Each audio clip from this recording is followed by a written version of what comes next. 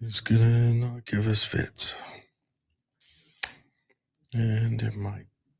Oh, all right.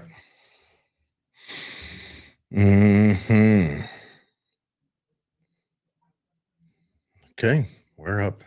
Hi, everybody. Yes, hello. Yes.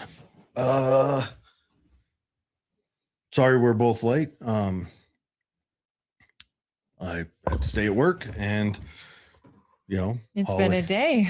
Holly agreed to accommodate me on this. I don't know if any of you noticed, but if you had to go to Salt Lake today, we had one heck of a blizzard up there in Salt Lake. I recommended that people don't leave their homes. This was a snowstorm that just was crazy up by the college. It was crazy. But then we're all grateful. We're been praying for snow. I feel like that's awesome. But then I get home and there's no snow on the ground. So hopefully the mountains are getting it. Hopefully the lake is getting some water. And we know that the mountains in Salt Lake are just covered. And I mean, probably at least a foot. Yeah, but we need a lot more of it. Absolutely. We've had an awful dry winter. It's been unusually warm. Super Bowl Sunday was like what, 50 degrees all day. It's just crazy. In January, it was insane. But hopefully, we get a couple more. I mean, last year we had a wet spring. It went wet quite late. Most of it was rain, but it still happened. So, hopefully we get that again. We do need the water. Can I just say, last night was such a difficult night for my family, especially for my sweet mom. Last night, I saw her little 14-year-old dog, her little Shih Tzu, they were doing some repair in the house, and she had gotten out the door. This dog is deaf. This dog is blind in one eye, and she just had her hair groomed, and so she's got really short hair, and she's an old little gal. And my mom hadn't seen that she had gotten out. And the panic. And you guys know, if you have a dog or a kid or a cat that's gotten out and just not knowing if they're safe, if not knowing, if they're lost, if someone's grabbed them and doesn't want to turn them back in, it just was such a scary night. So the family and I ran over. I made a post on the Tooele 411s as well as my own page, asking anyone around that area to please just look and see if she's out there. Do you know I had 2 people from 411 showed up? Oh, nice. Searching the area. They don't know us. But they know a dog's missing. They knew a dog was missing. And I don't know if she'd care if I shared her name, but I hope you know who you are. And if you see this, I am so touched. Mm-hmm. And not only these folks showing up, but the people that shared it. Chris Sloan shared it. You shared it. Like, this community is so special because it still feels like we're in a small town. And I love that about this county. I love a community that comes together for a lost dog. People were setting it on their Ring doorbells, just searching the fields. It was just so beautiful. And you know what? My brother had called the non-emergency line and said, "Hey, we're missing a dog. Can you connect me with animal control?" And we still have kind of a weird animal control situation in the county. And they said, "How old is she?" And he said, "She's old." And they said, "We got her." Someone called and saw her and picked her up and called animal control, and they came and got her. And my mom was reunited her with this morning. And you guys know, like, she spent the night in the pen, in lockup, she did hard time. In the Hoscow. But the people at Tooele City and the people at the shelter were just beautiful people.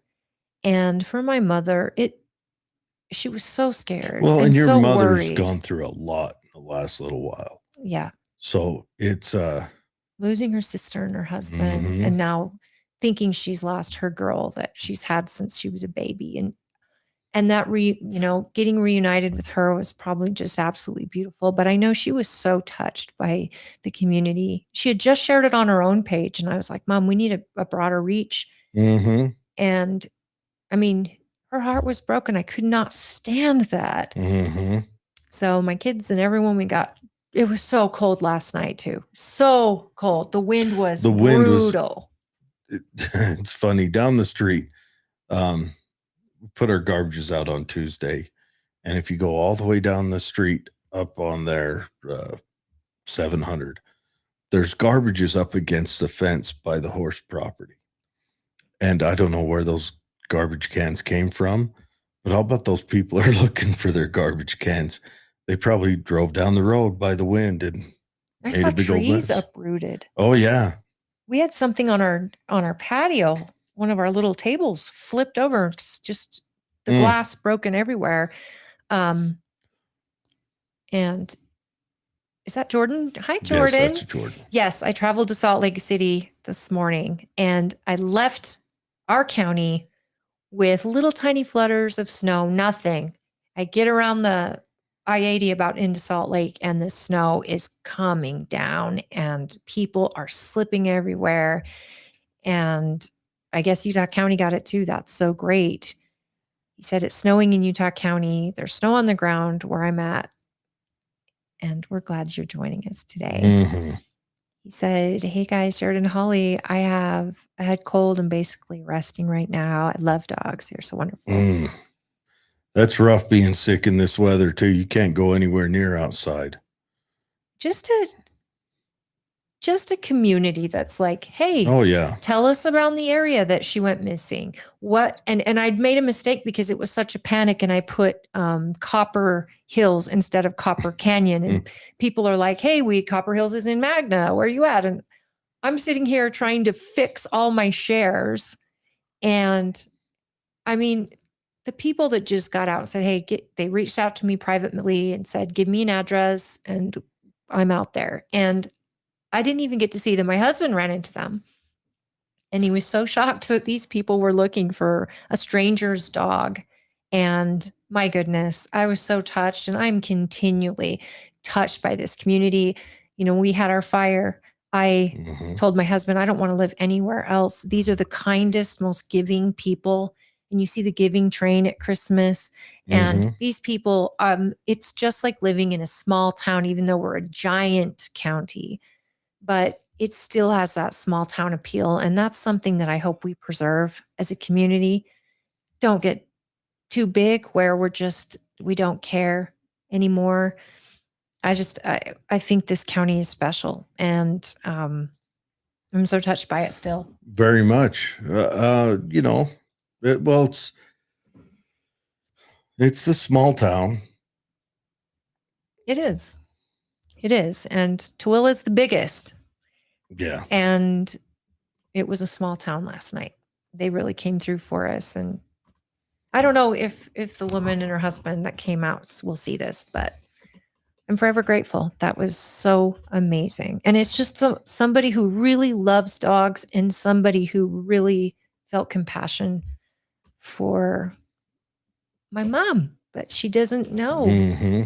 That was beautiful. And I hope everybody out there. Ring has a new feature that if you own a Ring doorbell, you can, if you have a lost pet or someone has a lost pet, they can post a picture of that pet on Ring. And what it does is, for anyone enrolled in it, it sets an alert to look for that pet if it's crossing your Ring camera, and then does an automatic response to the person missing their dog. Is that not really amazing? Yeah, that's outstanding. So if a dog walks into your camera and it happens to be, I think someone's missing a golden retriever, I got that notice on my Ring camera. And so I'm looking for this golden retriever today.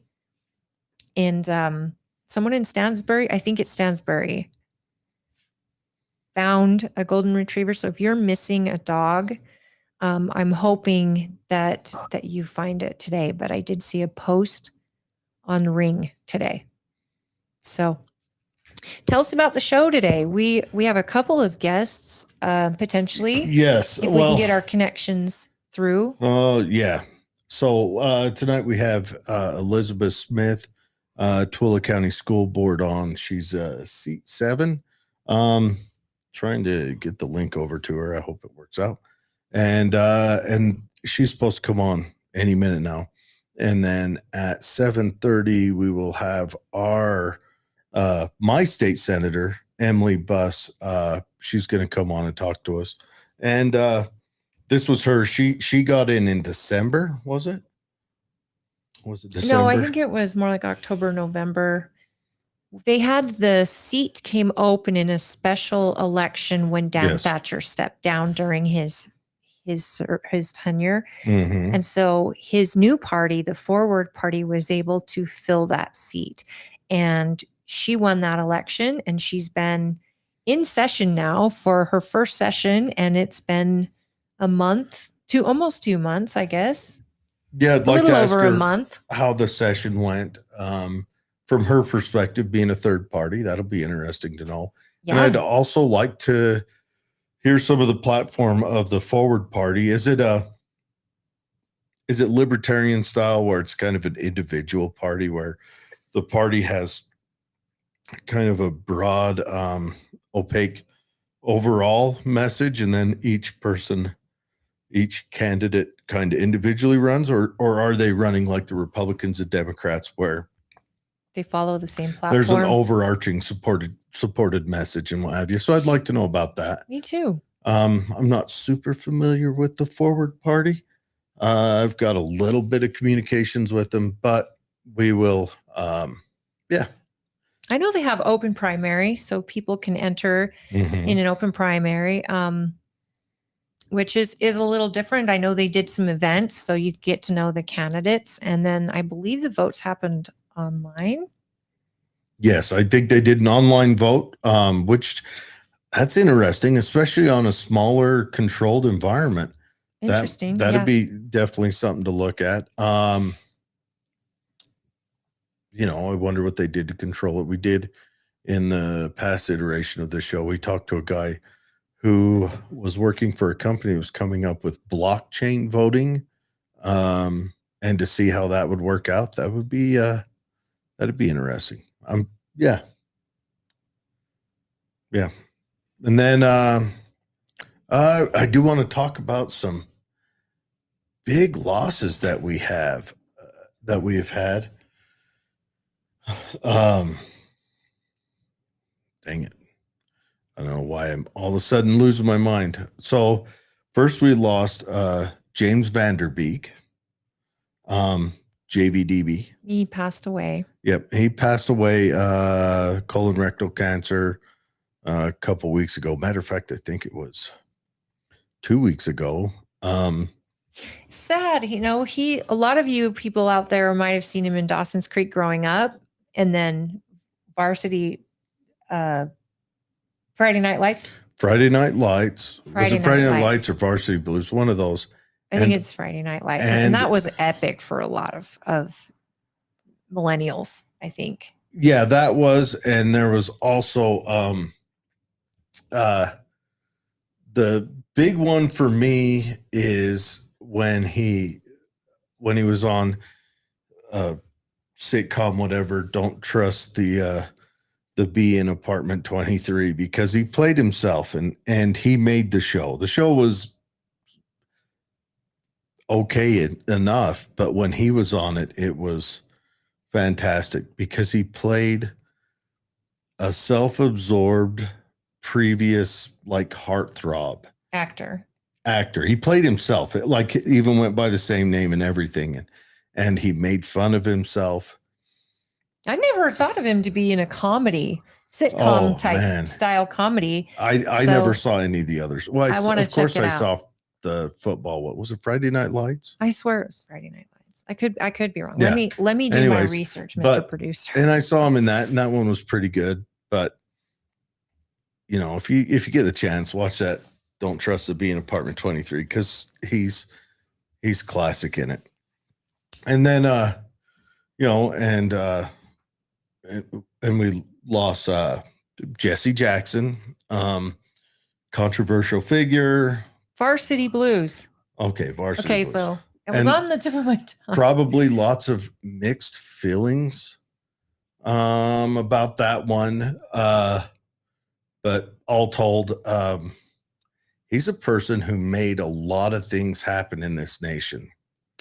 You could argue, and I have, that some of those things he made happen were wrong.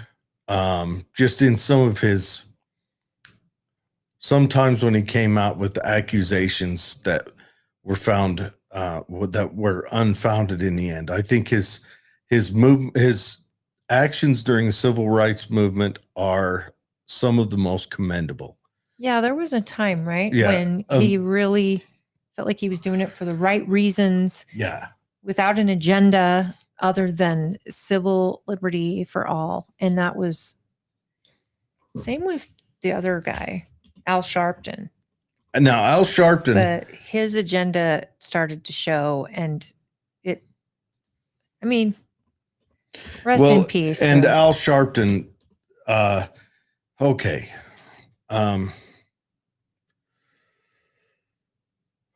So Al Sharpton jumped on a couple of was Tawana Brawley one where he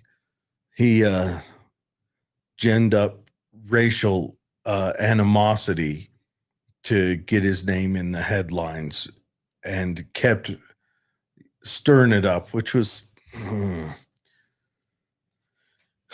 kind of, I don't know, fed into any kind of upcoming race war. And that I'm not a fan of his at all. Jesse Jackson. Why was traffic email sent? Yeah. Jesse Jackson did a little bit of that. Not near as much, but but his movements during civil rights movements, what he did during civil rights was astounding.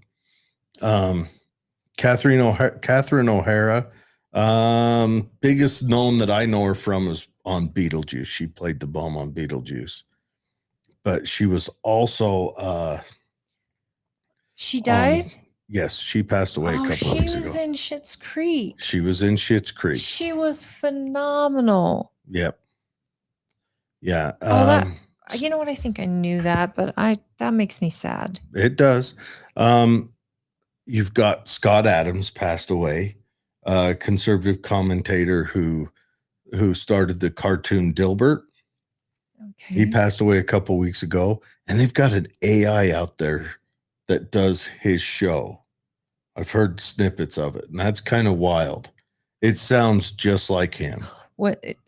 I just saw an AI with Brad Pitt and Tom Cruise fighting, and they're getting sued, the people who created it, for the likeness. Is this Dilbert? No. Are they copyright infringing by creating it, or is it a plan? I don't know. Because that's cool that really they can keep it forever. He had a wife, but I don't know. Trust me, don't sue AI now, but AI is going to take your job if you're in Hollywood. Well, that's why we need to have some controls now where you own your likeness and you can sell the option. It's not going to matter. Honestly, it's not going to matter because there's not going to be your likeness in 10, 15 years. No, I get that. But for the famous stars or for a franchise like Dilbert or something to be able to sell it. They'll be gone. There's got to be something. Famous stars will be gone. I know eventually. I'm saying in this new transition with AI, how do you stars could that, sell their likeness for movies and things if they approve, and they don't have to do any work. How do you enforce that? I mean, you take a guy that, you just make generic handsome person number whatever. I don't know. Maybe we'll have to see. Yeah. And then the ultimate was we lost Robert Duvall. If you're a Western fan, he's the man.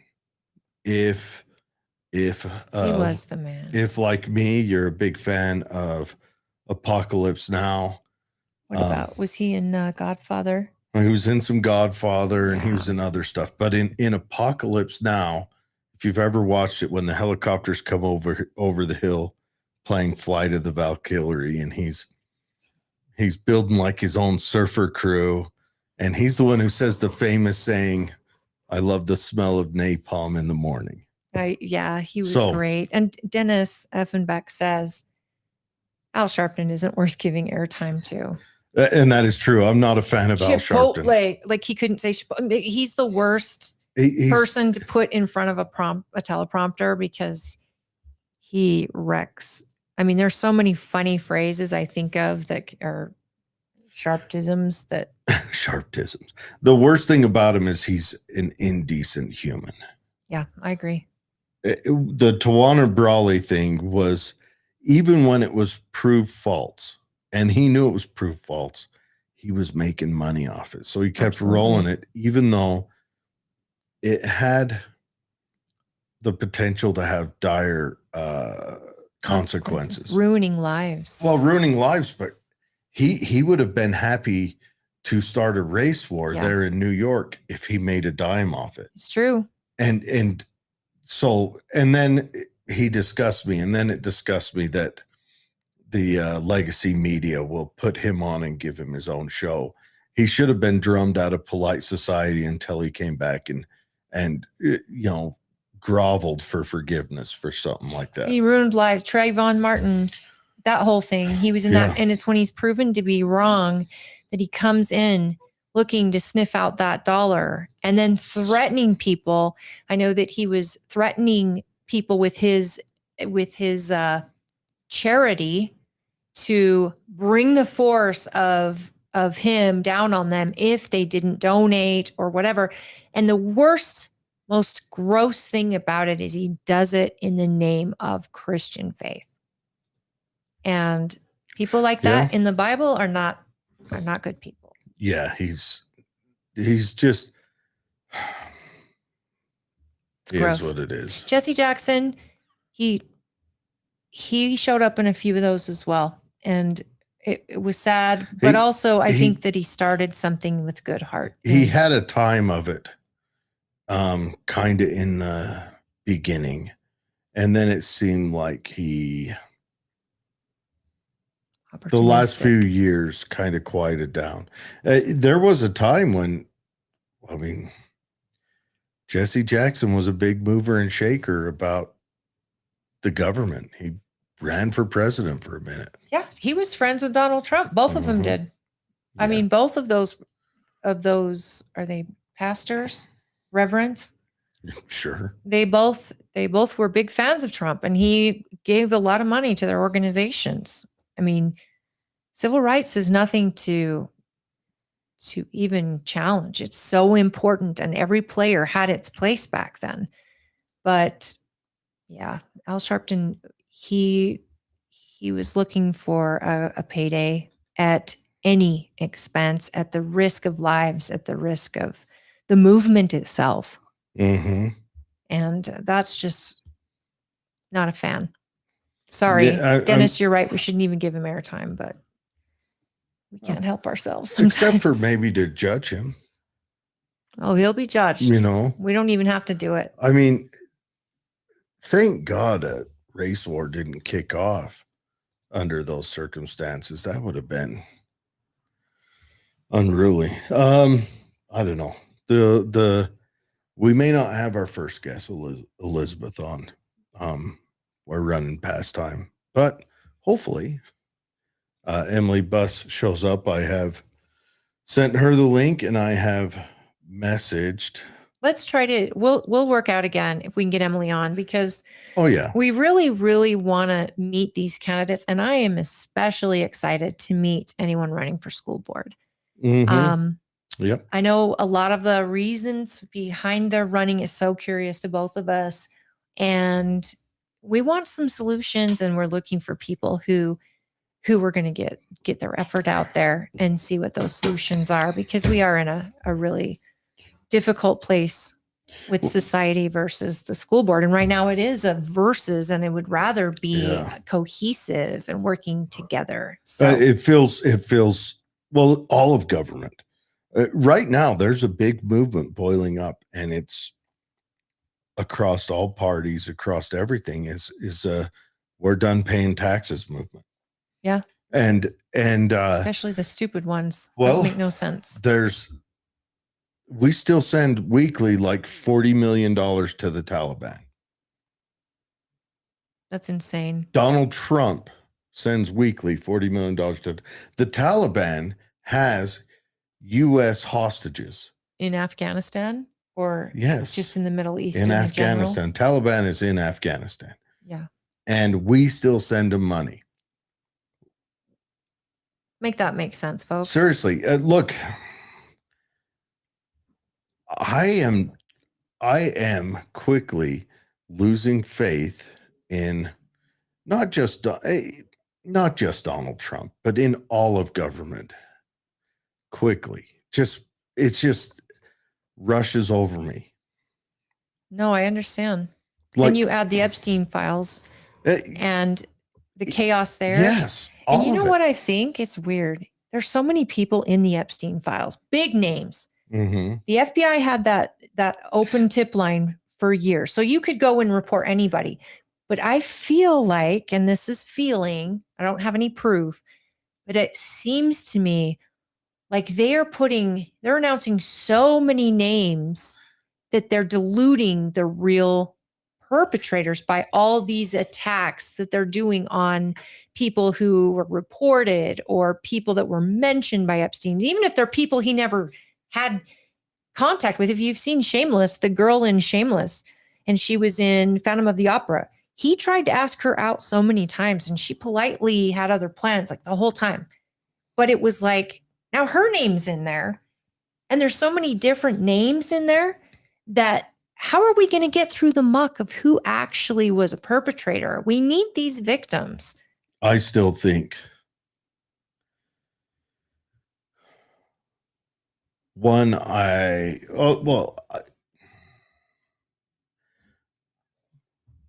you remember how they always say, will the Epstein victims stand up? And they do, but they're being kind of quiet about stuff. Those are the ones that probably have NDAs hanging over their heads. So we need to figure out how to readjust our NDA system. We learned though, NDAs don't hold water when what's her name with Trump? They would if it has a monetary threat on you. And or regardless, well, it doesn't even have to have a life threat. Regardless, let's say you one of them young ladies who were abused, where 15 years later, you got a husband, 3 kids, a dog, a house, and you get a annual postcard that says, remember the NDA. I'm the law firm that will drag you through court until you're living on the street. Win or lose, I am the law firm that'll drag you through court, which they don't even have to beat your NDA. But would the NDA be because they were paid off a sum early on? Almost every time. Right. So. But, and so you're a young lady that's been hurt, but because of this NDA system we have, you stand to get hurt even more and drag a husband and children into it. So I recognize why. There's also another theory. Mm-hmm. These ladies that were in Congress, and Congress said, hey, look at them. And Pam Bondi, have you interviewed these women? Women, are you willing to interview? And there was that whole, she didn't look at them. Yeah. I also wonder if some of these women were victims and then became victimizers. Oh, sure. Because of Ghislaine, for example, she used these women to recruit more women and groomed them, and from a young age groomed them. Yeah, she used girls to recruit more girls. They went out and got more, and maybe they're afraid of getting arrested for that. We're in a weird place, and this is all over the Western world. You see Great Britain's going through it with their grooming gang problems. we're going through it with our probably a lot of the same stuff. I'm sure there's grooming gangs. Ours just aren't as centered as theirs are. Ours are embedded in our education system. Well, our governments are the same thing. I mean, we've got the ultra wealthy that groom on one level. Great Britain, their focus has been turned on these from one area, from Kashmir area, like one county in Pakistan. Well, in Kashmir is neither Pakistan nor India. They both lay claim to it. It's a big old fight. Anyways, it's a different story for a different day. But it's all of them kind of from right there where it's a real tribal place. And the police are covering it up. And it sounds like they initially started to cover it up because they're afraid of being called racist. But now it sounds like they're covering it up because Great Britain is, and I'm not saying this to be hyperbolic, but Great Britain is selling their people out to these immigrants because, well, their system is collapsing and immigrants are to feed to the system. All right, we've got Emily Buss here now. So we will pull her on screen and have a chat with her. I'm excited about this. Yeah. Hi, Emily. How are you? Good. How are you? Hi, Senator. How are you? Please call me Emily. I miss hearing my first name. So I'm serious. All right. Let's lay it out. You got sworn in. Was it in December that I heard? It was yesterday, I think, marked 2 full months. 2 full months. Wow. What a I want to hear everything because you are brand new in the Senate, and holy cow, what a life change that must have been to get thrown in just feet first. Well, yeah, that you're in the Senate, and what is it? 5 weeks later, 6 weeks later, you're in session. Yeah, Probably and I was thrown in right during Christmas break time, so I was coming up whenever there was someone from the Legislative Review Council to kind of give me a little training before the session started. So it's definitely been a whirlwind. So all right. Well, tell me about your campaign and the special election, and then we'd like to know about the Forward Party and what and you. We'd like to know about you. Yeah. Who are you? You know, what's your family, your life, your passions? Humana. Yeah. Well, first of all, thank you for having me. I'm glad we could make this work. So I'm a mom. I'm married. I have 3 kids. So all 3 of my kids have been able to come up and sit with me on the floor, which has been really, really awesome for them. They've got to lead the Pledge of Allegiance on the Senate floor, which has been just amazing experience. I'm in Eagle Mountain. I run my own nonprofit with my family, Birthday Box Foundation. I'm a licensed social service worker. I just have been involved in just serving my community just locally for a few years now. And I mean, I ran for city council in Eagle Mountain. I was the unknown name at that time, and I just narrowly missed getting elected to the incumbent. And I mean, I got so close, and I only had a $500 budget. Like I was pulling plywood out of developers' dumpsters and hand painting my own signs. Were you running under the Forward Party, or that's nonpartisan? No, it's nonpartisan. But the Forward Party kind of learned about me because during the municipal election, I was one of the only municipal candidates in the district to sign their pledge about basically just being like a decent person while you're campaigning. So while we were waiting for the results of that election to come out, they approached me with this crazy idea to consider this Senate seat. And I laughed. I thought they were kidding because I just wanted to get on city council. I didn't have any political background other than that campaign that year. And I had to think on that for a long time, but I decided, sure, I've just got to give it a try. This is a once in a lifetime opportunity. So I was already feeling adrift from my party, so I switched parties, and it's been great. So, can you tell us about the Forward Party and the platform, or the way they recruit, or Mhm. what is it? Is it like the Democrat or Republican, where they have a platform and then people kind of run off of that?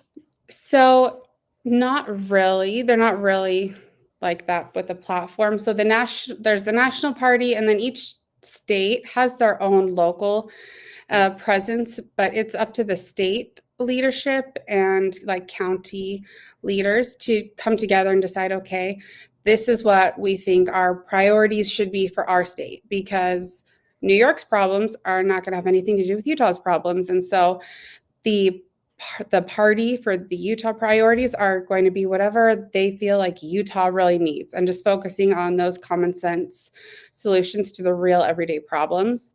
And then they bring it to the other party members to kind of rank those, I think it's 19 priorities they have right now, just in order of importance. And so they're just things like housing affordability, the environment, the Great Salt Lake,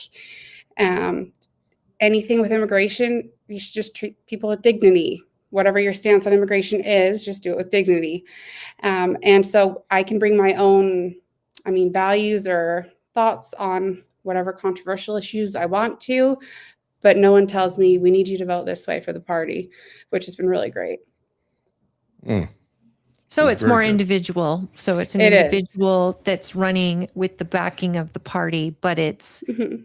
your personal values and ideas that bring up the issues that you're going to fight.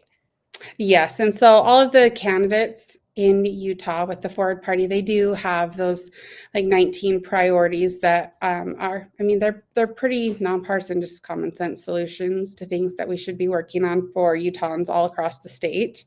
And so those are priorities for us as well.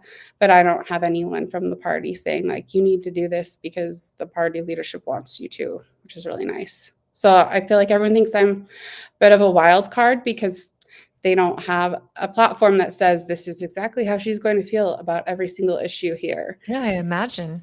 And so I feel like I can really represent my district and my constituents because I can vote how they want me to vote, how I feel our district needs me to vote, which is really, really freeing. So with your primary, how did that work? Did you guys vote online? Is that how voters were able to participate in your special election? Yes, so it was approval voting. So they mailed a QR code with all this encryption stuff on it to every registered voter in the district. So the first day that it was open for online voting, they had more people participate in that election than the amount of delegates that would have chosen their replacement from either party. And so it was just open for a few days that they Yeah. had that open. But I know a lot of people really liked approval voting because there were maybe one or two candidates they liked, but they didn't want to just choose one in case that one didn't win, especially with the area that we represent. It was really nice to have options, and people liked being able to vote from home, which I know that would be a long way away if that were to ever happen in Utah. Was it ranked choice voting is what you mean by approval? No, where you it's just pick your top favorites? Nope. It was approval. So you can select every candidate that you approve of. Oh, gotcha. Outstanding. No, I like eventually we're going to have to come to internet dating, because otherwise there'll be like 7 people that leave their house and show up to the polls, and Yes. How many got engaged during that? And I have a question, because we have such little, unfortunately, I feel like we have such little engagement. We don't have a great voter turnout in midterm races. And, if it's not a presidential year, and here you are in a special election, almost at the end of the year, getting into holidays and all of that. What was your turnout like overall for this special election? Yeah, I think it was either like 11 or 1,300. 1,300 total. Mm-hmm. Okay, I gotcha. So that was pretty It that was was pretty very neat. confusing. Yeah, it was very confusing because like the media didn't really pick it up, so people were a little bit confused, or they thought there was another ballot that was going to come. So it was definitely kind of an experiment, I feel Mhm. like, and I would love if we had midterm special elections for midterm vacancies. I think the people should have a say because there are a lot of people who don't feel represented by their current leaders, and when they leave their seat, it's just, and the delegates tend to be more extreme in the political spectrum, and they're choosing their placement. And so I think a lot of people would really appreciate having a say in that special election for midterm replacements. There's not many though, as you know, senators Yeah. don't normally leave their seats. Ever. Yeah. um, there is that issue that people worry about as far as I don't know, fraud when you're going online. Like Mhm. how did they protect the voter's voice with an online voting? Do you know? I mean, did they have encrypted Um, voting or anything like that? Did yes, the clerk everything. oversee the election in any way? No, because it was administered by the party.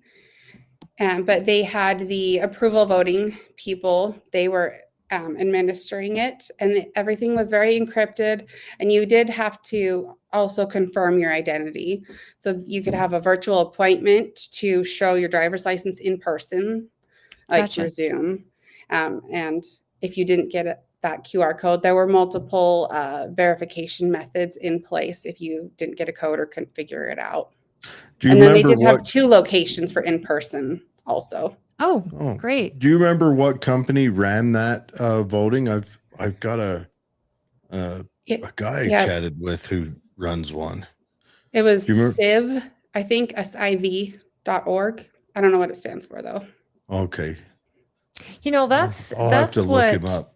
the Republican Party, I think that's the difference between having a registered party, where the party gets to decide the way they choose their candidates versus a Mhm, party that the Republican Party has been arguing this whole thing is mhm. we don't want to conform to SB 54. We want our voters to choose our candidates and go through our process. And that sounds like this is what the Forward Party has done. It's gotten the Mhm. state out of it, ran their own election, and chose their own candidates, which is something that the Republicans are really wanting to do, get the state out. But that means they have to afford to pay for their own election. Well,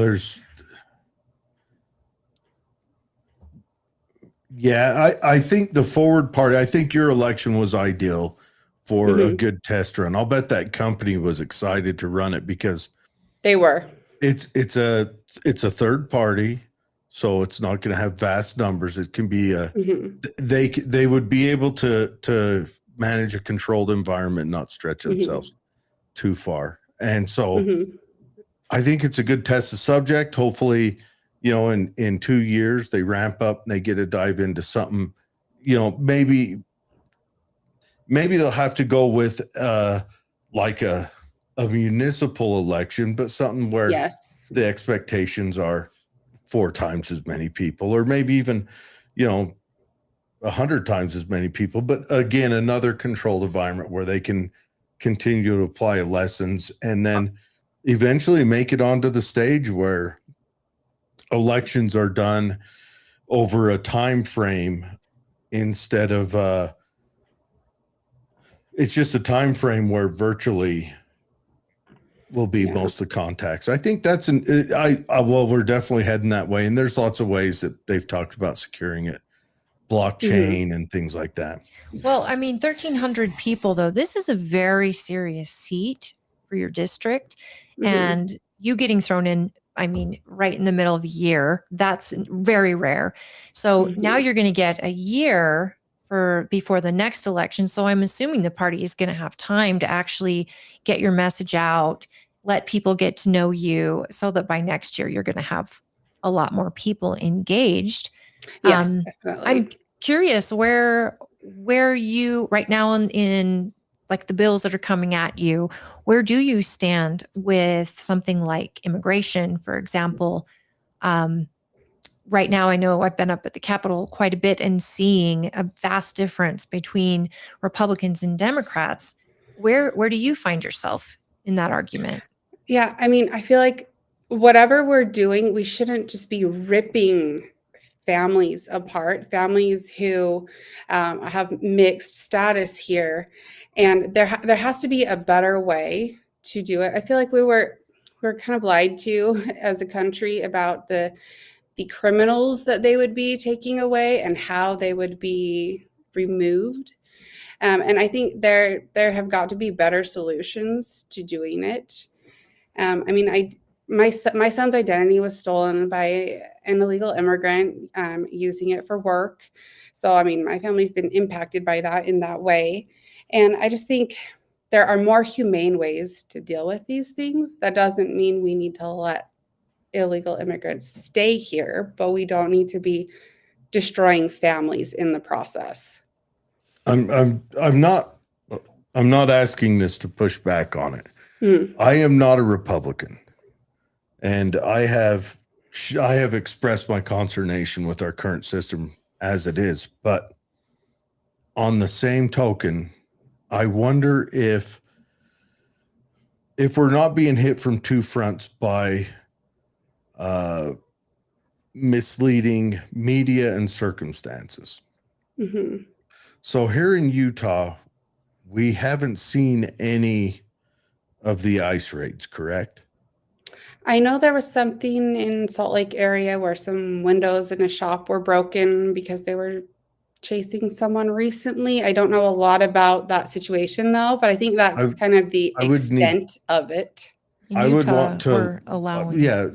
I would Yeah. like to look into that to find out Mhm. for sure, because that could have been a everyday police chase or whatever. But it seems to me all these circumstances that are pointed to are in these sanctuary places where the city and or state have decided not to work with the feds in upholding whatever deal is going on. Mhm. And I think that's also dangerous for the immigrants, where here in Utah, It is. where our legal system, if they get someone who's an illegal on orders to be deported or extradited home or whatever, our legal system works with them and it's clean.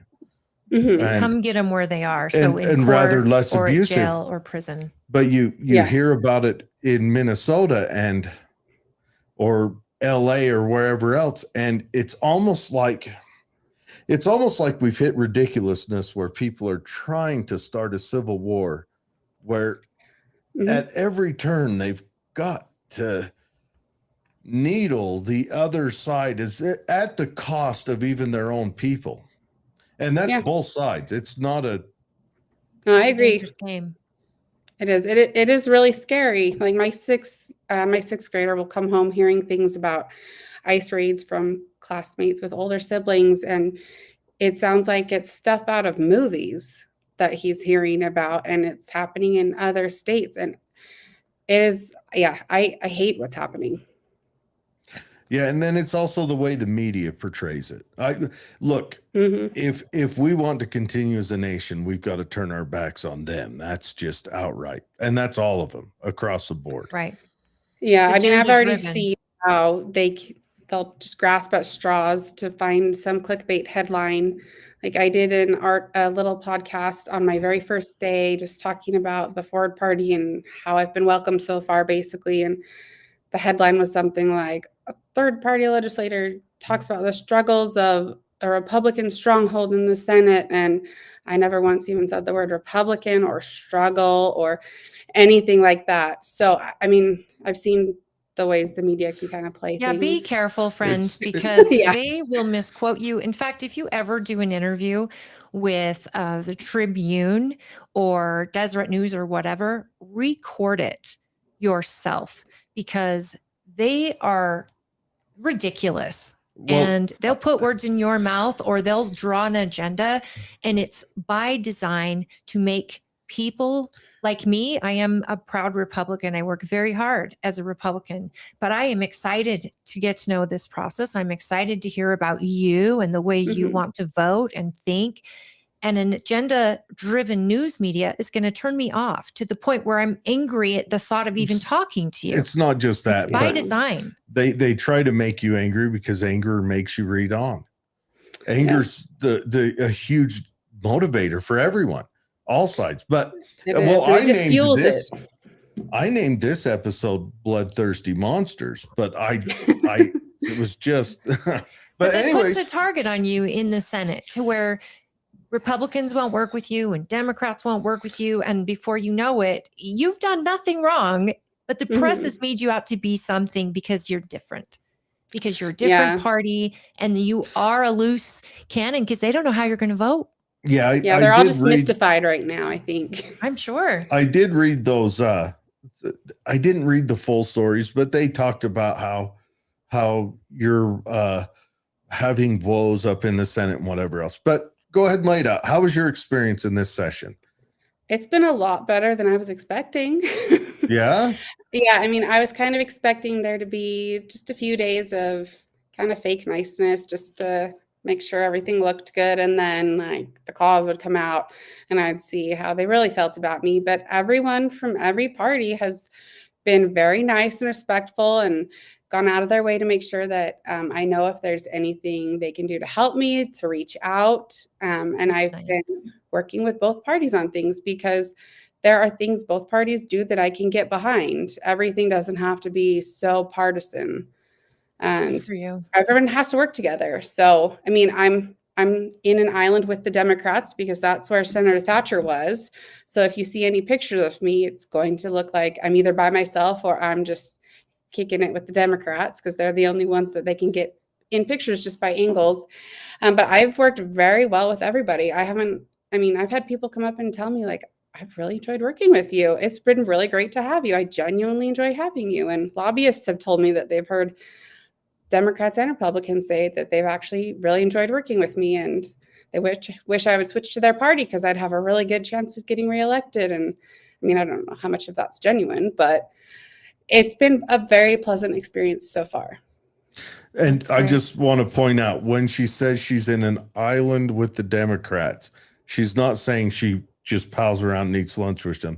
She's saying that her seat is with the Democrat side because she's in a Republican majority. Yes, structure. Thank you for clarifying that. And I'm on the very I wanted end to make there. sure people Let's avoid islands completely with what's going on in the world. Well, I just wanted to make sure that was a clarification. But no, has there been any bills that well, here's one thing that I've learned since chatting with politicians is the stuff that they choose to study and look into in preparation, they tend to come across with, they learn information that is sometimes shocking and sometimes interesting and kind of changes them. And I understand you may not want to publicly put it out there because I wouldn't expect you to, if you hear about something that's going on, but you've got to approach it from a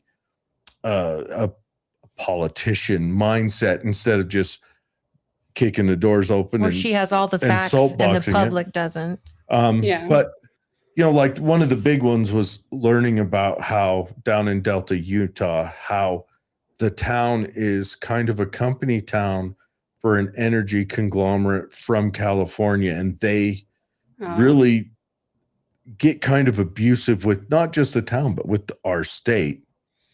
And I'm not using that as something you should know or need to know, but I learned about that and how that kind of made him to where he had to approach his legislative duties differently. But, what's your, like, is there any interesting takeaways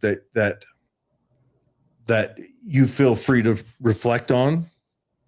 I mean, it's just it's been very eye-opening just to see the whole process and see like certain people definitely have specific motives. Other people have passion projects that they're working on. Other people are really just representing what the constituents are bringing to them. And then others are running bills for organizations. It's just such a broad spectrum of, I guess, motivations behind bills. But I definitely feel like, I mean, I've seen how it seems like a lot of the Republican bills we've seen lately are either cutting taxes so they can say they cut taxes, even though it's going to hurt us with our property taxes raising to make up for that income tax cut that was funding education.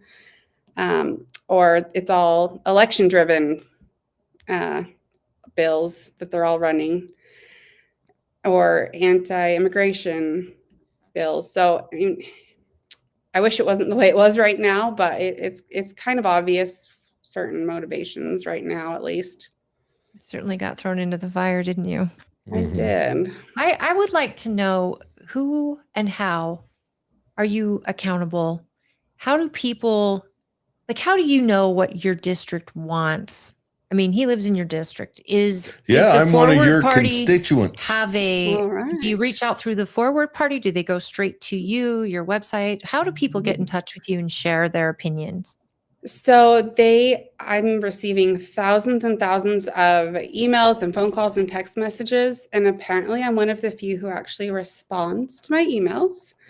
And like I Gosh, have how a do bill you? tracker. I have a bill tracker where I'm like marking down, okay, this many constituents contacted me for or against this bill. So if there's something that I am undecided on, I just look, okay, the majority want me to vote this way, so I'm going to vote that way. But I actually respond to constituents and I explain this is where I'm leaning on this bill, or I'm just learning about this one, but I'm glad you reached out and shared your perspective. And I've had so many constituents email me back saying, like, I can't believe you even responded to me, let alone it wasn't an automated message. So I think just the constituents can see that I am accountable and that I'm listening. And I've had random people just message and email me saying, I know you were the only one who voted no in committee, but thank you for doing what the people were actually asking you. So I think the people who are paying attention and the people who are actually contacting me, I think it's pretty obvious to them that I'm very accountable to them. You mentioned bill tracker, right? Mhm. I think that's something that the legislators have, the legislators, they have. Mhm. So this is something I want to put to people. Mhm. They're counting, folks. If your emails are getting there, like there are legislators that are watching and doing what you just said, where they're like, okay, these Yeah. are the constituents who are so passionate about this, and this is their view. I don't think people realize that even if they don't hear back, their emails getting counted Mhm. and tracked. And so it always is important to reach out and give those It is. legislators your opinion. And bless you for being able to answer people back. I don't know where you find the time. My Um, intern is great and very oh, good. helpful. But I mean, like, I tell her, okay, this is how I want you to answer every email about this issue. And if they're saying they're for it, tell them that this is my thought. If they're against it, tell them this is my thought. So she might copy and paste some stuff for me, but it is 100% my opinion and my words. That's great. That's amazing, especially being brand new to this and just thrown into the fire and very little training. I mean, you didn't have all that Yeah. training time that someone new would get. And you are the pretty butterfly in the room because they don't know how you're going to vote. I think that would be insane to get to know you and say, well, you're not required to vote a certain way. You're not you are the odd person out to where everyone's Yeah. just waiting, going, well, And where does she lean? And no one should be required to vote a certain way. That's what I really don't like about the two-party politics, is that they're not voting the way their constituents are asking them. Because in certain committee meetings, I know that I'm getting the exact same emails as everyone else on the committee, and everyone else knows hundreds of people are begging them to vote this way, but they're still voting how they want to or how they're told they have to vote. And I'm the only one voting the way that people are asking us to vote. So it is interesting.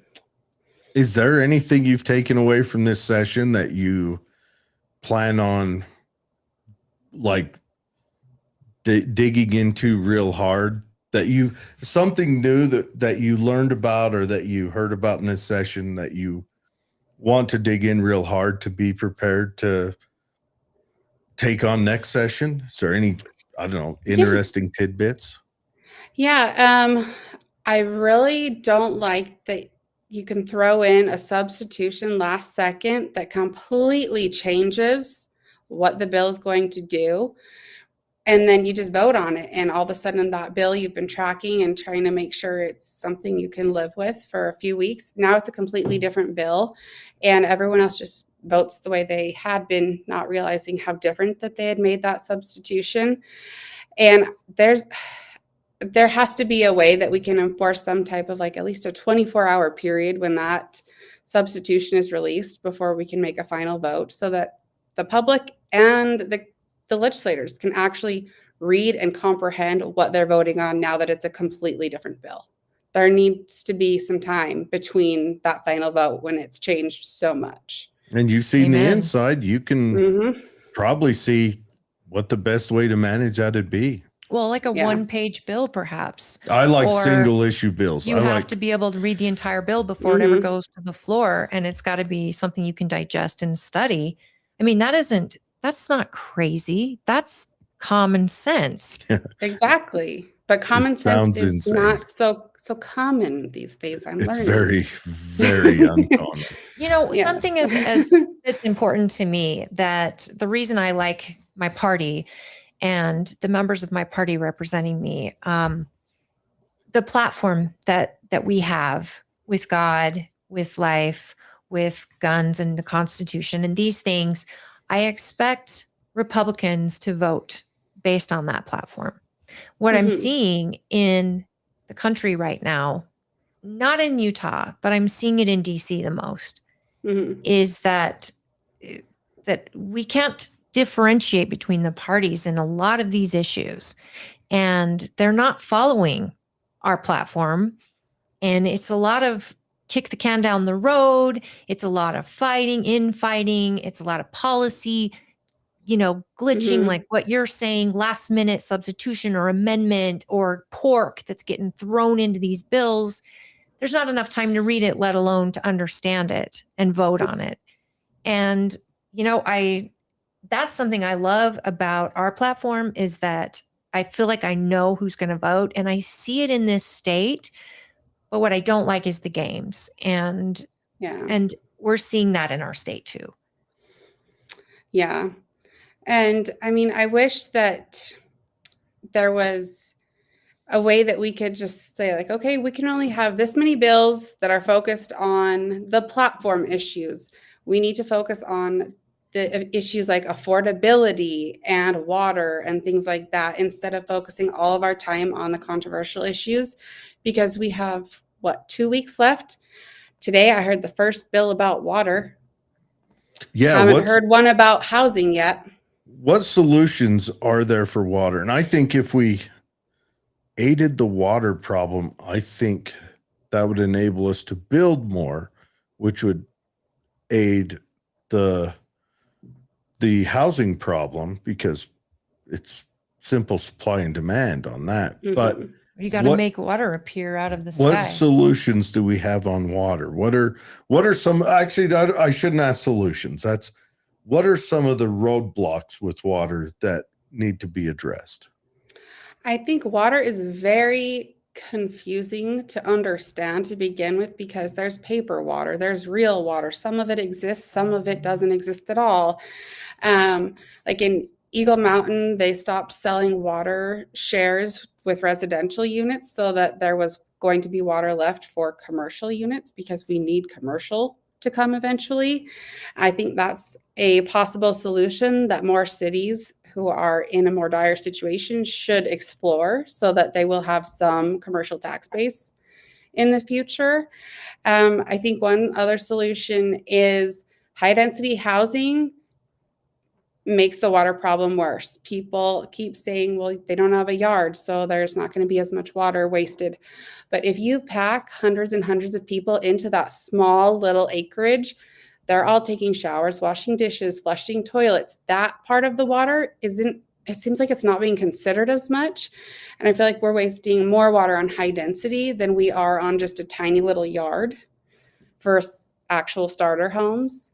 And I think all of the alfalfa that we're watering, why are we doing that?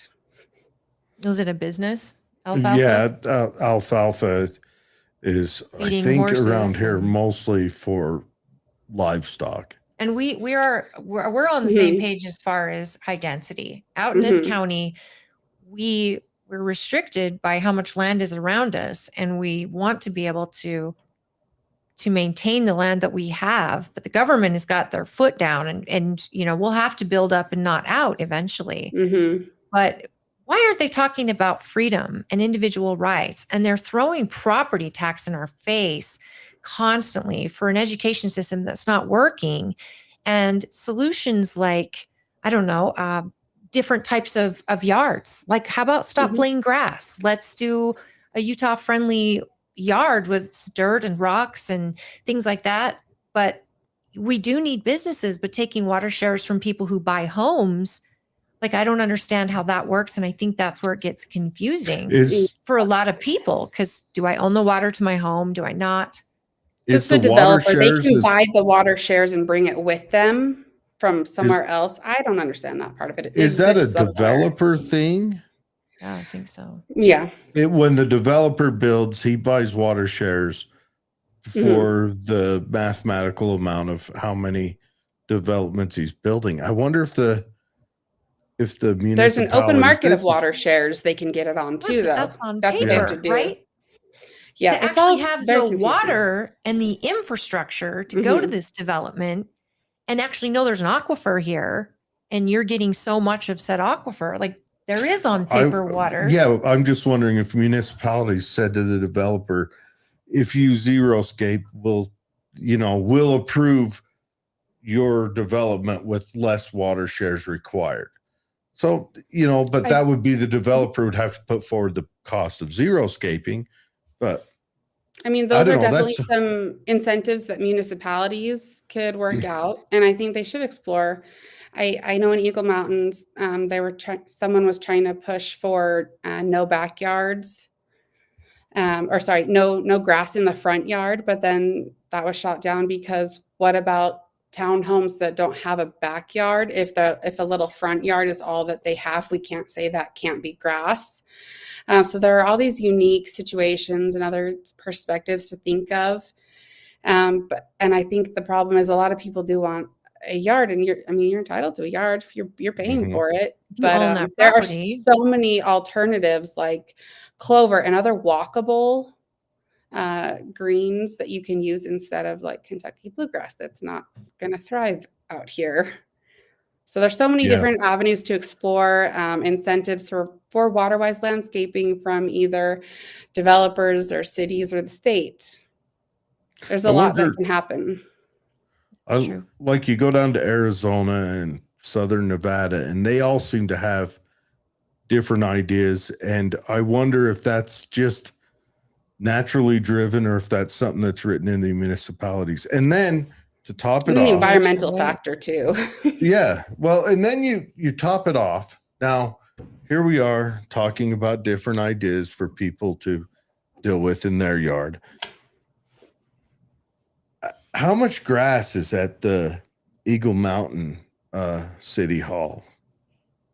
Oh yeah, probably. I mean, just a little bit, and then it's just like undeveloped fire hazard field. But that's where I'm at here. I'm like, I remember when our city and county talked about, we should really everyone try, and I'm like, well, you also have set an example for us. Nevada and Arizona, their backyards, a lot of them are paved with a swimming pool because of the heat, but then they live in HOAs who not only require you to have grass, but you can only have it be this long, and that's in the front, and it must be a specific grass. And I mean, I don't know. Vegas, I mean, I lived in Vegas. Water is diamonds there. It's gold. That is water is a huge deal. And I work on the lake, and my business is intrinsically tied to the lake. Like, without the lake, I don't have a job anymore. A lot of people don't have a job. Yeah. And so I want to see the lake survive. I would like to see my business be able to expand and have all that. Well, we're known for it. It's part of our economic industry here too. And it's our whole county's industry. I still think Bangerter made a Faustian pact when he built that pump. What pump? The Bangerter pump out there on the west side of the lake. They built it. It cost, I can't remember. It was like $80 million in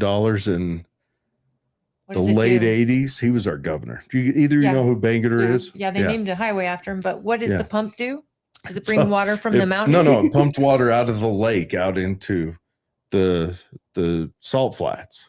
They turned it on once, Wow. and we've been at a drought ever since. Wow, I didn't So know that. it's diverting the water from the lake.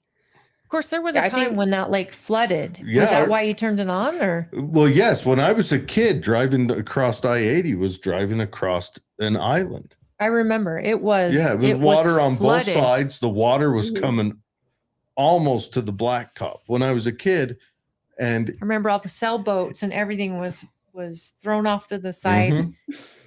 Mhm. And so, We should get to comments. economies and seasons are changing. But yeah, we do, we don't want to keep you much longer. I'm interested to see what you do come next session. You've got your feet are wet now. You know what it looks like. You've got a year to grind into a couple of Mhm. things. Maybe, I don't know how it works. Maybe, I don't know if you sell your soul to the devil or if you That's have not to, me. That's not me. however you got to do it. Yeah. Politicians do politician-y things to do politician stuff. But, I'm just a whatever you regular gotta person, do. though. I Yeah, don't some want to be politicians go into a politics politician. because they're exhausted with what's happening, and it's their one way to do something to give back. And And that's why I wanted think to be on there's- city council. That's how I Right. got here. And people like that who she doesn't know if she's going to be reelected. She doesn't know I how don't- this is going to end, but she did something. She made a mark, and things are going to be better in some way or not. When you're not there for power or longevity and you're trying to get as much done as you can and do it right and efficient, I've got so much respect for that. Because I'm just a mom who wanted to make a difference because I wasn't Right. happy with how it was going. And I've only got this 1 year guaranteed. So I'm just going to do the most good I can for my constituents while I can and hope that I 4 more years to show them what I can really do when I have time. that's what I was saying. please I, make sure they drop our I was- property taxes. This is insane. I was just saying, I hope that I'm excited to see a third party come. I like the idea of third parties. I lean kind of libertarian myself, or constitutional party. And I would like to see that flood in more. I don't know if I want to see a parliamentary system No. build up, because England is going through it. I mean, it's rough when you wake up and every day of the week, like the calendar has, who's your prime minister Right. this day.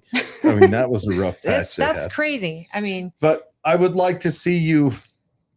I would like to see what you come back with.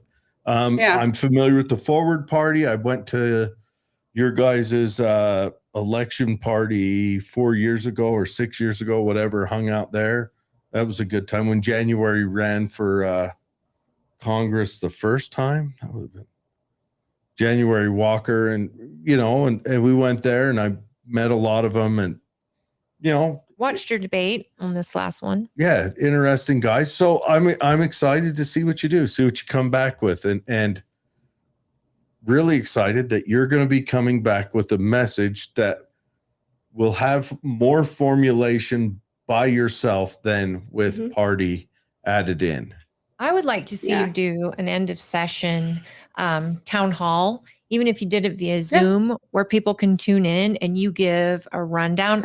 I'm so curious about your ideas regarding ivermectin and that vote, not letting people have the right to buy it over the counter. That was really crazy to me that they wouldn't want more freedom. At the end of the day, I think you give people more freedom. I say give in quotes, but that's what our government is supposed to require. That is what our Constitution requires. And that's troublesome. David Weiss, he has left some comments, and say hi to Fred. He's on watching. Fred, what's up, hi, man? Fred. David said, and this is referring to when you said delegates tend to be more extreme. You Mhm. said extreme as in extremely informed, David is saying. Now, coming from the side of a delegate, we Mhm. spend whatever weeks we have between caucus and convention in front of candidates, studying them, learning about them. So we do come across as extreme, but personally, I report back to my precinct and I'm trying to get there like a republic is supposed to work. And a lot of us are just super informed when it comes to policy and politicians and people. So I think he was like, hey, not all of us are extremes. He said most voters are not involved with politics to a substantial degree. And that's absolutely right. Prop 4 was voted on by 6,000 Utahns out of 3 million.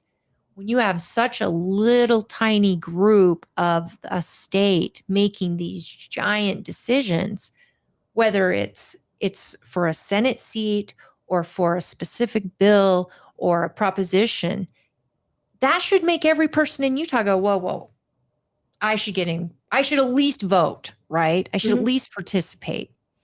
And your party's making it so everyday Utahns can. If they're a registered voter, just register to vote, folks. And you'll get stuff like this in the mail and you get a say. And who knows, you might put a new senator in and somebody that's engaging with you.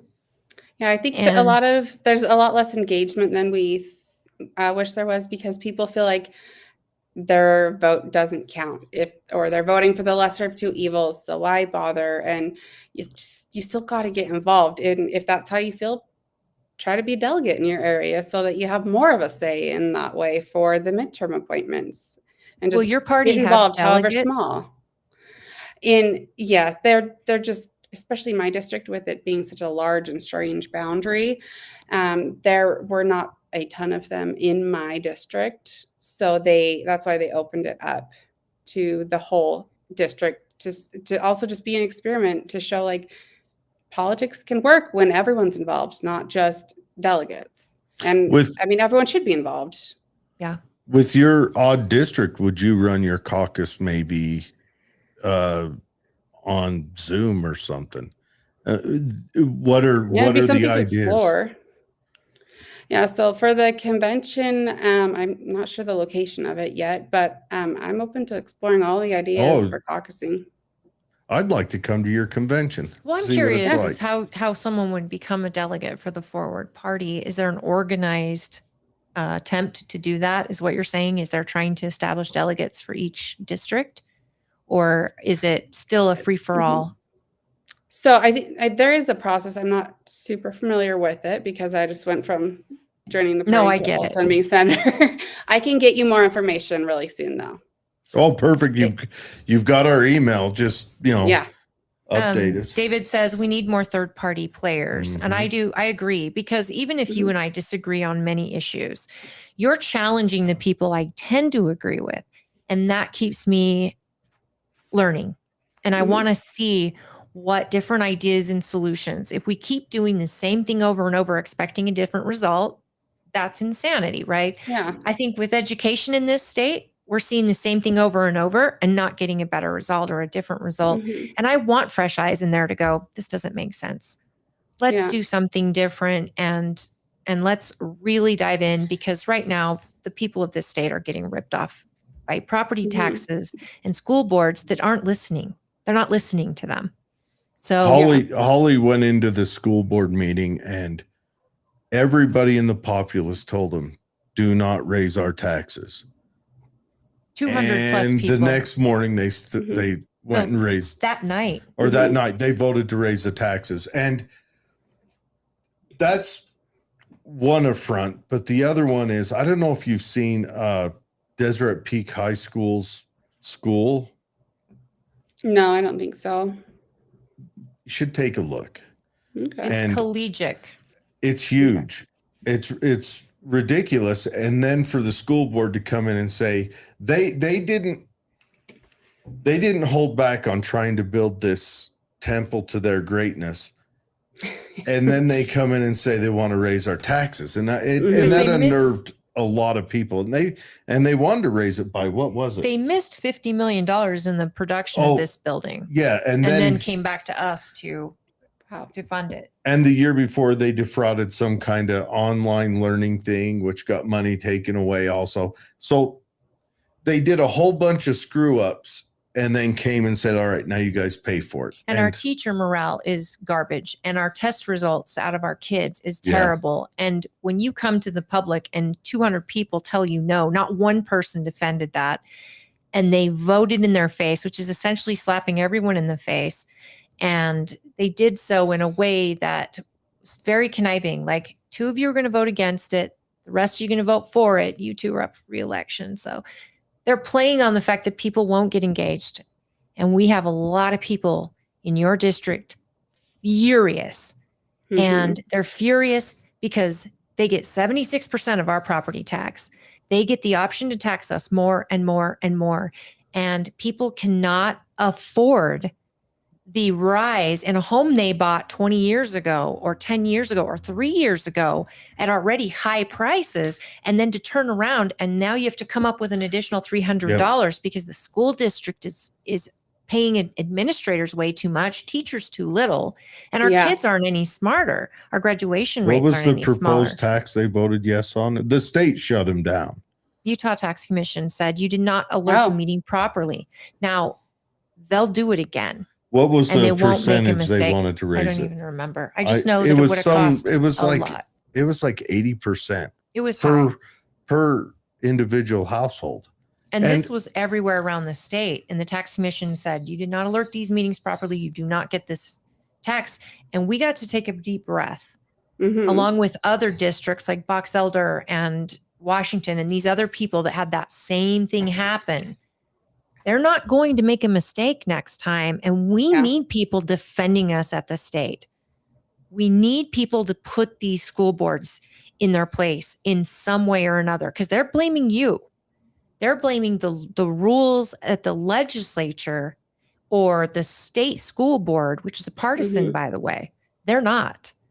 And until we know how these people are going to handle budgets and if they're conservative, if they're liberals, we have to figure out who these people are because most people don't even know who their school board members Mhm. are at our Yeah, own I- detriment. Yeah. And I mean, I think a lot of the problem with the funding of education comes from every year we just trim a tiny bit off of the income tax, which is one of the only, other than property tax, that's the only other thing that funds the schools. So when one goes down, the other has to go up. And property tax, just because the value of our homes, any slight increase is going to be a much larger number. We're paying on unrealized gains. Mhm. Your house is worth It is. nothing if it's not for sale. Exactly. And now you're forcing this sale, and a lot of retirees, they can afford it, and they're losing their homes over it. Oh, yeah. I knew we're plenty of people in fighting for Connecticut who people. lost their houses over paid off houses. They couldn't afford the astronomical property tax on the paid off house. And it's ridiculous. And I do worry with how property taxes are going to rise, and we're going to be priced out of homes even more than we already are. And then it won't matter because there will be no property to tax. And you never own your home. You I'm never serious. own your home. You rent Yeah. it from the government your entire life. I have a saying. What's my saying?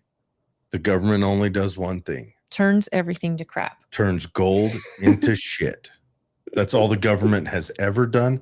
You can go back to Samaria at the ziggurats when the priest was standing up there. He was up there turning gold into shit. And you come today and governments, no offense to you government officials, but all you're doing is turning gold into shit. Well, and I Yeah. Kay Mortensen makes a great point. Kay Pratt. Hi, Kay. Thank you for joining us. She says, and the tax increase never goes away. It compounds year after year. And the state of Utah pays WPU out of our state income tax. $4,700 per year. Our property tax is separate money. This is, to me, it's scary because we need somebody to be defending these middle-class folks or these young teens or young families that are just trying to get into their first home. And our retirees who did everything right and they paid off their home. Now they're on a fixed income and we don't have somebody. I mean, we have a couple that are really, really trying, but we need fierce people up there saying, no, you're ripping the people off. Our kids are not getting better educated. And these people cannot afford homes. that they signed up for with the income that they had. You're making them pay for unrealized gains. That's insanity. I do have to argue on the retiree thing. I know I bring this up every time and everyone hates me for it, but when those retirees weren't retired, they were perfectly happy to levy these taxes on their retired parents. What do you mean? Just saying. You mean the politicians? No, the very individuals. How? They voted in all the laws, all these new taxes, all these new groups.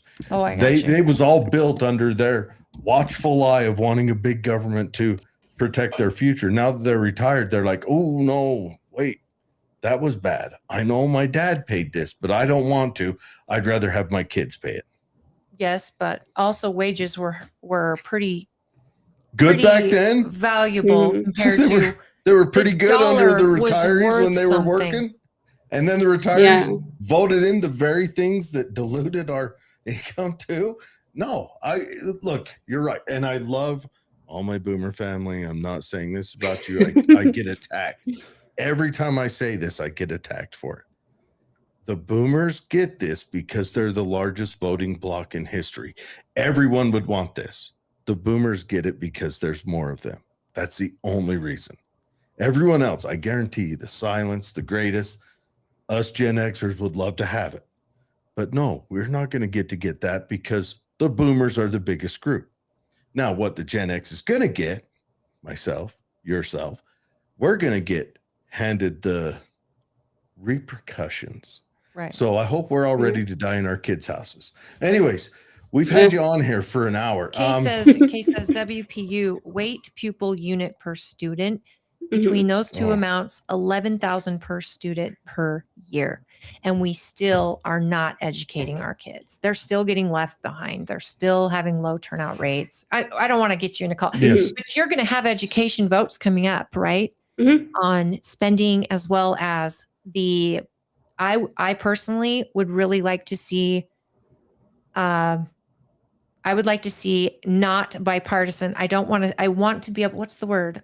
I don't want municipality nonpartisan races in education. They handle enormous budgets. They have a taxing entity responsibility. And I want to know how they spend their money, what they view as important. I want to know what their values are. And whether it be forward party values or Republican or Democrat, I think that they are the last seat that we need to know where they stand. Just like the state school board. I think they should have to run in races claiming a banner of some sort. I know that's coming up. I can appreciate that from that perspective, but I think also the problems are each school district has such a different like a growth or a decline issue that, I mean, like my district here, the new Lake Mountain School District, no matter how conservative anyone on the school board is, the matter is they still have to build one brand new school every year just to keep up with the bare minimum growth. And so there are those other factors that are going to impact. But that's a legislative problem. Yeah, Eagle Mountain at legislature, you guys get to decide, stop building these schools for what's needed right now.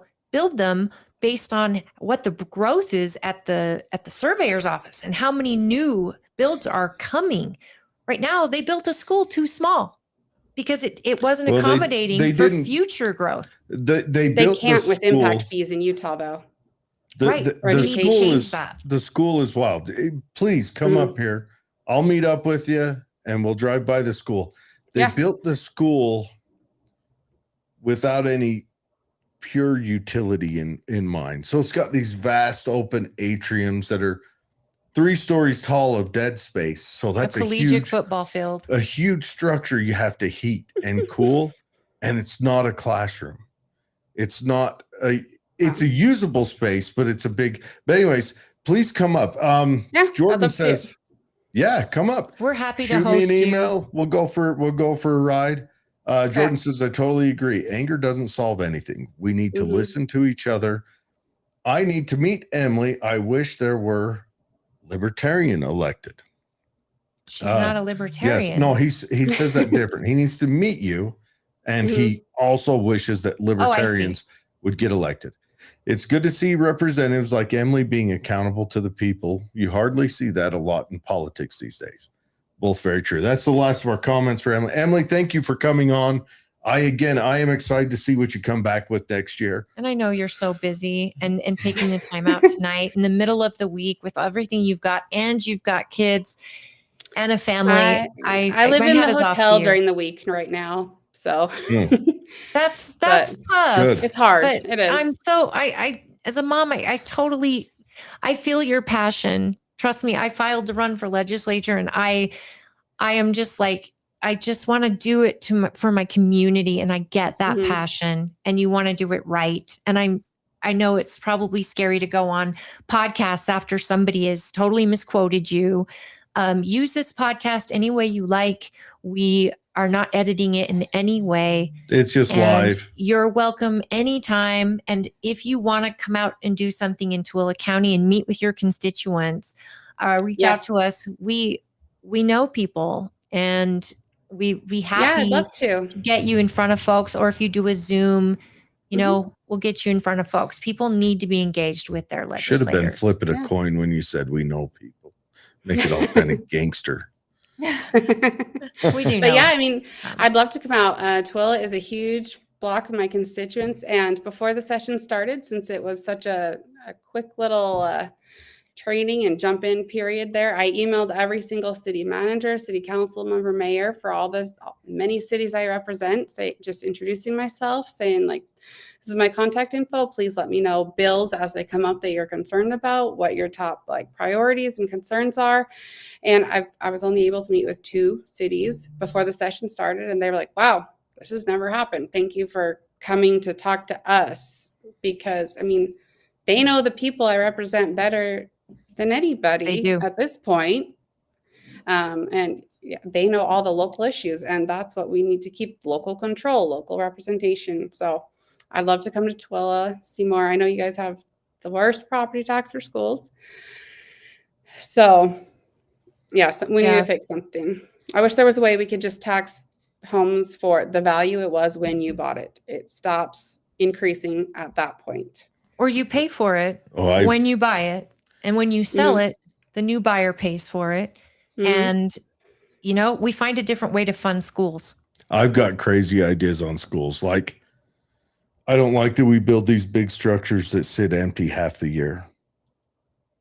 I think just a huge money pit. It's like owning a They boat. do rent them out a lot, and it's expensive to rent But- Trust them me, out. But I they do do. know. No, they rent them out. It's Mhm. expensive. It's not very often. I don't know. I mean, sports brings in a lot of I money. want to see Yeah. the schools occupied 5 days a week, How cool would it be 52 weeks. Like, if a college used the school at night to teach a university Yeah. wild program? idea. Or a And they community paid- center. They You know. paid the fees for keeping it What open, if- and a Mhm. college actually came in like a community college funded Yeah. by the community. What if sports was county rec designed and the schools didn't tie this big old water consuming grassland next to it? Sports if funds that- these schools. That they have to then all year round manage for that little short time they get to use. The biggest money is coming into schools through those programs. Just saying, what if? No, the biggest money coming into those schools is from us. No, absolutely. From us, But the biggest they're money. spending the money on these sporting I would like to. places I would because like it's to got a see. return. I would like to see a Mhm. breakdown if the sports makes enough to pay for that football field. How many years until that football field equalizes? I don't think that it does actually. That's what I'm saying. But they keep coming to But us county for more. rec,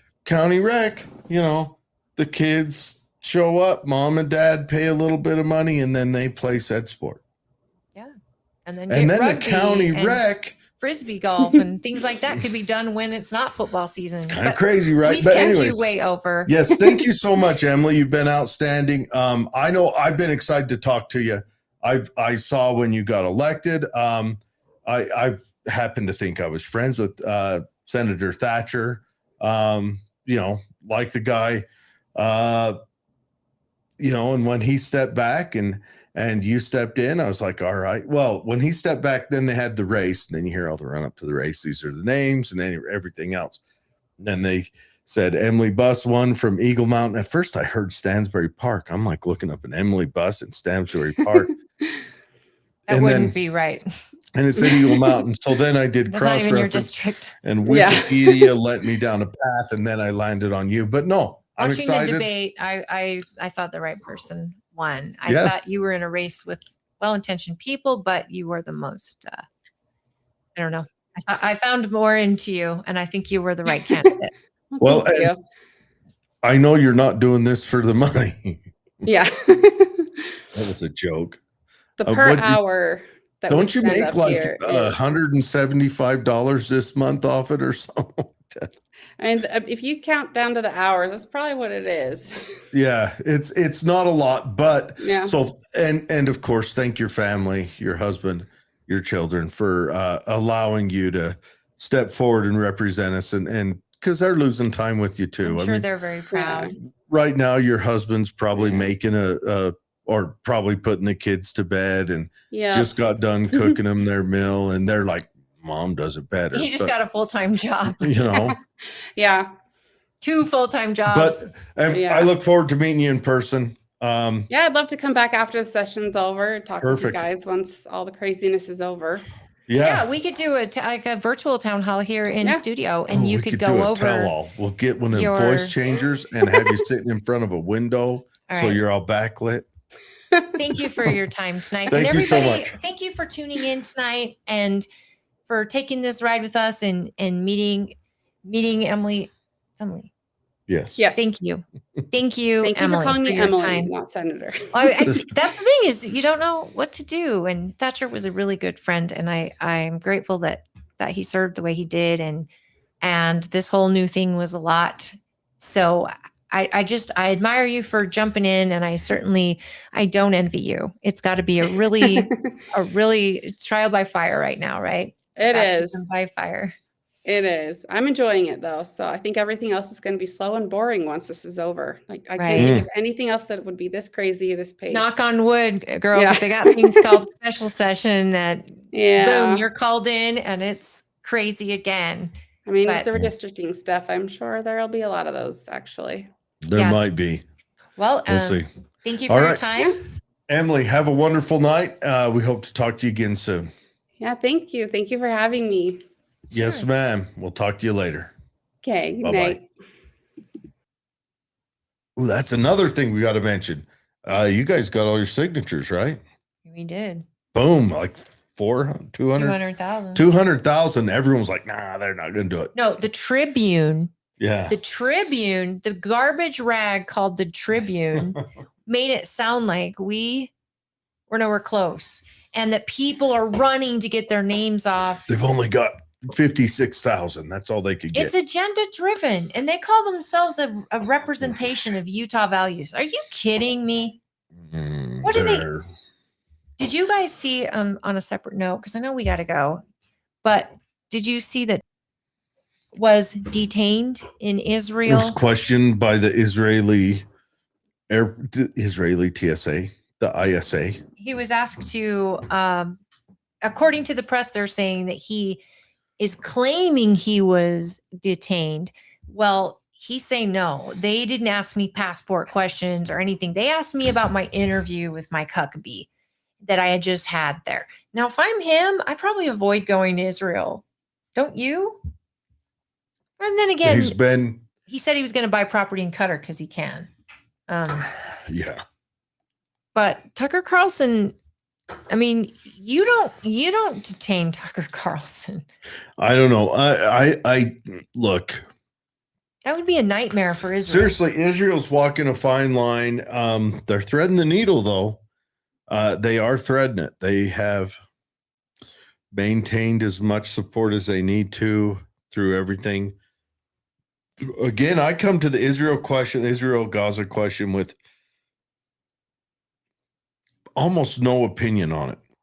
I mean, at this point, it's I'm- hard to even have I'm one. seriously kind of a gray man on it because both sides have done some pretty rough things, and both sides have been pretty benevolent. And well, I don't.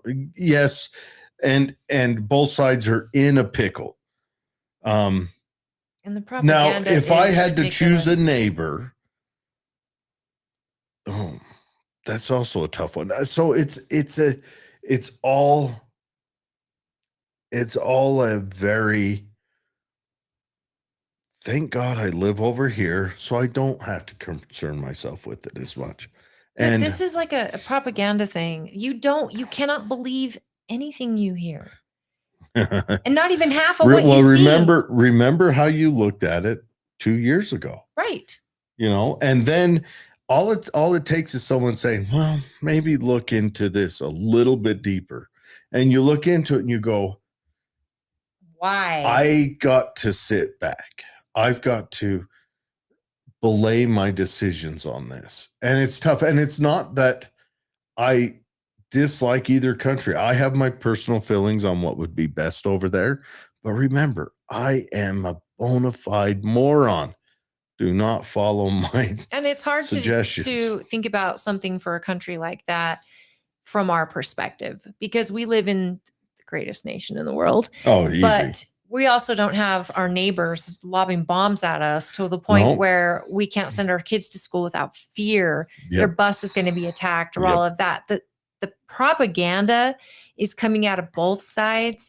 And I mean, I get it. I get that you have to explain the other side is dropping propaganda and lying to you. But at the same time, you also have to drop some if you need to get people on your side. And our country's messed up enough. I'm taking a step back. I don't want anyone to die. And I don't want anyone in fear. But we're knee deep in 5th generational warfare.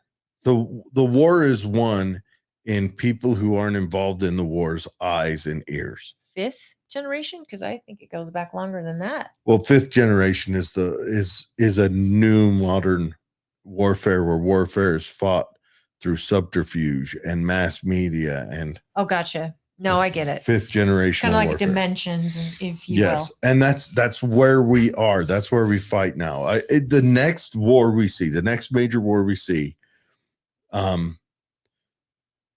we won't recognize if you're a person who studies wars, but it'll be drones. It's being tested now in Ukraine. It's being tested now in Israel, Gaza. It's being tested now in parts of the Middle East. All of this is being tested. I guarantee we've got labs here in the United States, and they're testing robots and drones and everything, and sonar and booms, sonic booms, and lasers from satellites. You cannot, I don't think the human being can actually envision.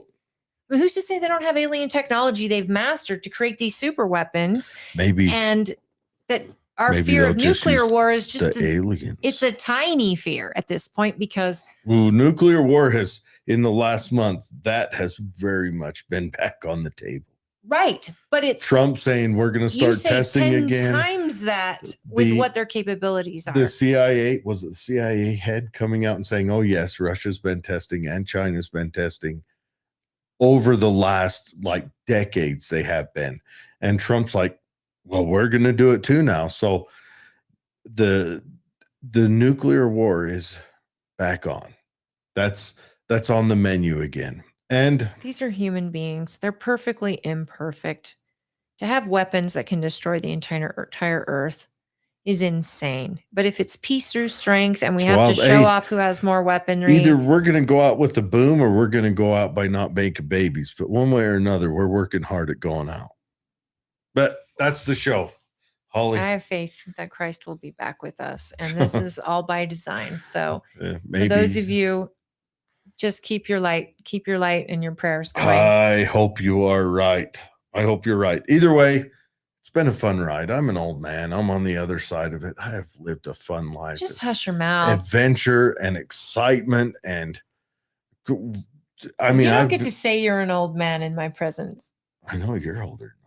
Did I just hum that out loud? You hummed it loud enough. God, like months on me. Anyways, We love you guys. We'll Yes. see you next week. And hopefully we will get the guests that we haven't been able to get to yet. We want to introduce you to candidates and we want to yeah, we're trying to get your ideas. Kay, tune into our show. You've got great information when it comes to school boards. And Yes. I would like to talk with the legislators regarding the decision to create a mass committee that's going to be doing our planning and zoning for us.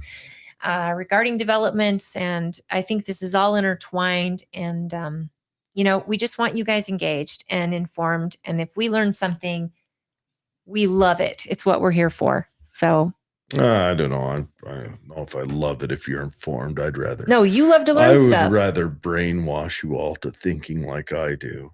No, that isn't Then I fun. would. Want to critical think our You way guys through have life. have a wonderful week. Be safe.